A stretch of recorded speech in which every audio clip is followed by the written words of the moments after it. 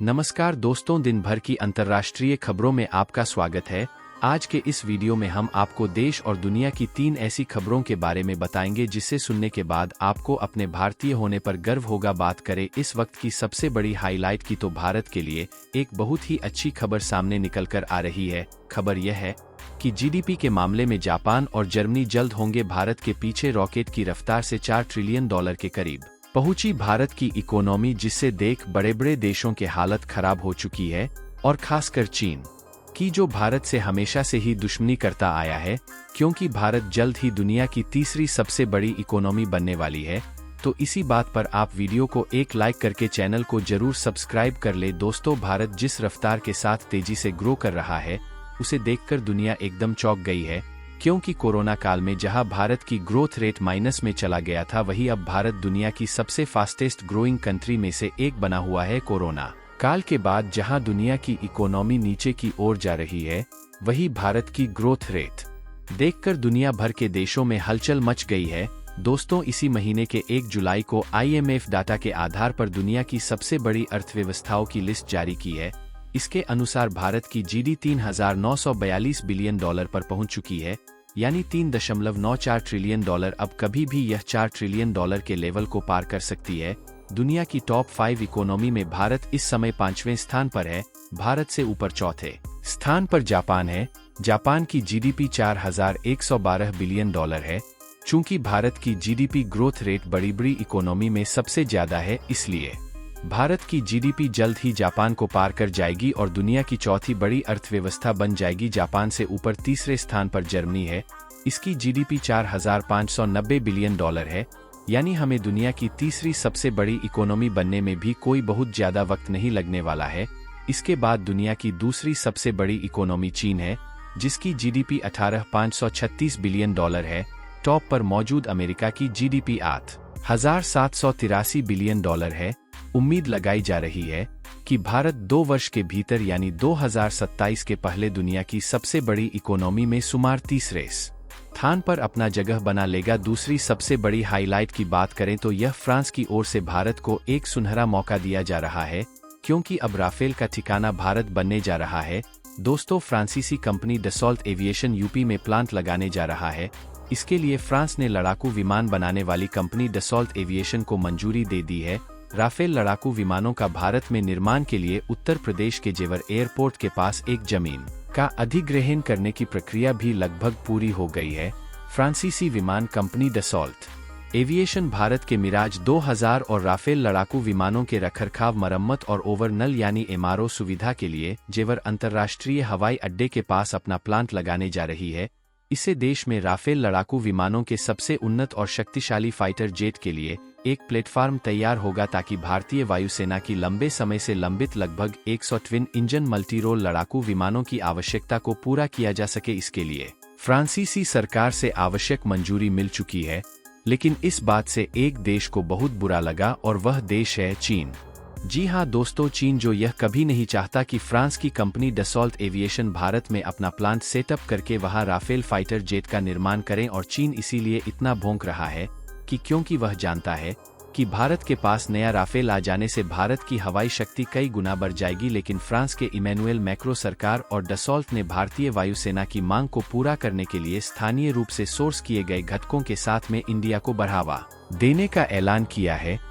इसके लिए Dassault aviation ने भारत में राफेल लड़ाकू विमानों का निर्माण करने के लिए लिखित रूप से पेशकश की है। डसॉल्ट एविएशन ने राफेल लड़ाकू विमानों के निर्माण के लिए भारत में कंपनियों से टाइटेनियम पार्ट्स की सोर्सिंग शुरू कर दी है।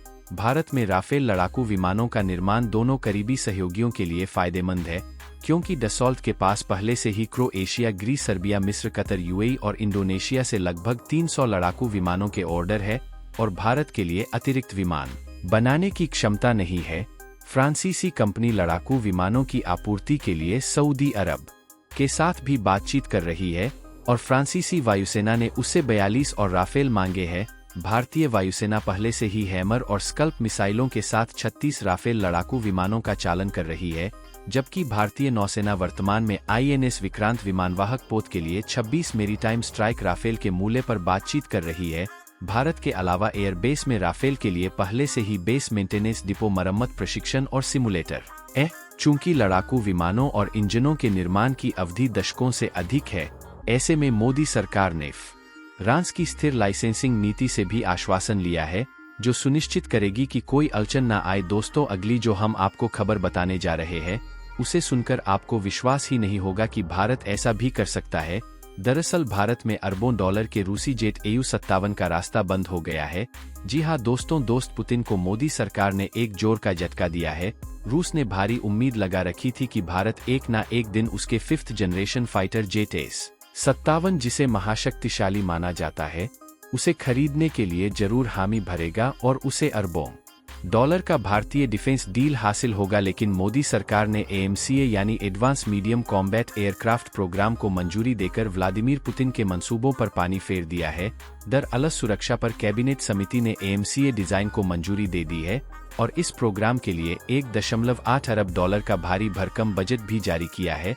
और भारत सरकार के इस फैसले ने रूस को अंदर तक हिला दिया है, क्योंकि रूस से लगातार भारत के पास AU-57 फाइटर जेट को लेकर लुभावने ऑफर आ रहे थे। रूस इसलिए भी आश्वस्त था क्योंकि भारत के दो दुश्मन चीन और पाकिस्तान 5वीं पीढ़ी के लड़ाकू विमानों को लेकर काफी आगे निकल चुका है। चीन के पास 2 तरह के 5वीं पीढ़ी के विमान हैं, जबकि पाकिस्तान ने चीन से 5वीं पीढ़ी के विमान खरीदने को लेकर सौदा कर लिया है। पिछले कई महीनों से रूस उम्मीद कर रहा था कि भारत अमेरिका के F-35 5th generation fighter jet की जगह उसके अत्याधुनिक A-57 फाइटर जेट को भारतीय वायुसेना के बेड़े में शामिल करने के लिए चुन सकता है, ताकि इंडियन एयरफोर्स के पास चीन के J-2 mighty dragon fighter jet का जवाब हो। भारत और रूस ने साल 2007 में 5वीं पीढ़ी के लड़ाकू विमान FGFA को विकसित करने के लिए हाथ मिलाया था और एक समझौते पर दस्तखत भी किए थे। और उस समझौते के तहत यह परिकल्पना की गई थी कि भारतीय एरोस्पेस निर्माता हिंदुस्तान एरोनॉट लिमिटेड एल रूसी सुखोई डिजाइन ब्यूरो के साथ सहयोग करेगा और AU-57 स्टील फाइटर का एक एडवांस वेरिएंट विकसित करेगा। लेकिन बाद में इस प्रोजेक्ट से भारत अलग हो गया। भारत सरकार ने साल 2018 में रूस के साथ 8.63 अरब डॉलर के इस फाइटर जेट के समझौते को रोक दिया, जिसके बाद रूस ने अकेले ही इस विशालकाय परियोजना पर कदम आगे बढ़ाने का फैसला किया। लेकिन बाद में कुछ मीडिया रिपोर्ट्स में दावे किए गए कि भारत AU-57 के अगले चरण में या तो शामिल हो सकता है या फिर रूसी वायुसेना में शामिल होने के बाद पूरी तरह से विकसित AU-57 फाइटर जेट को खरीद सकता है। सुखोई AU-57 को सभी प्रकार के हवाई, जमीन और नौसैनिक लक्ष्यों को नष्ट करने के लिए डिजाइन किया गया है। मिश्रित सामग्रियों के व्यापक उपयोग के कारण इसकी गोपनीयता बढ़ गई है और यह सुपरसोनिक क्रूजिंग गति तक पहुंचने में सक्षम है। ऐसा कहा जाता है कि यह सबसे advance on board radio electronic उपकरण से लैस है, जिसमें एक शक्तिशाली ऑनबोर्ड कंप्यूटर भी शामिल है। इसकी रडार प्रणाली इसके पूरे बॉडी में फैली हुई है और मिसाइलों के साथ साथ बमों को इसकी बॉडी के अंदर रखने के लिए डिजाइन किया गया है, यानी हथियार इसकी बॉडी के साथ बाहर नहीं लटक जैसा दूसरे फाइटर जेट्स में होता है। इसके अलावा AU-57 विजुअल रेंज से बाहर जाने वाले छोटी दूरी तक मार करने वाली मिसाइलों से लैस होगा। तो दोस्तों, आज के इस वीडियो में इतना ही। बाकी आज की यह जानकारी आपको कैसी लगी नीचे कमेंट में जरूर बताएं और ऐसे ही वीडियोस को देखने के लिए वीडियो को एक लाइक करके चैनल को सब्सक्राइब कर ले। वीडियो को अंत तक देखने के लिए आपका धन्यवाद।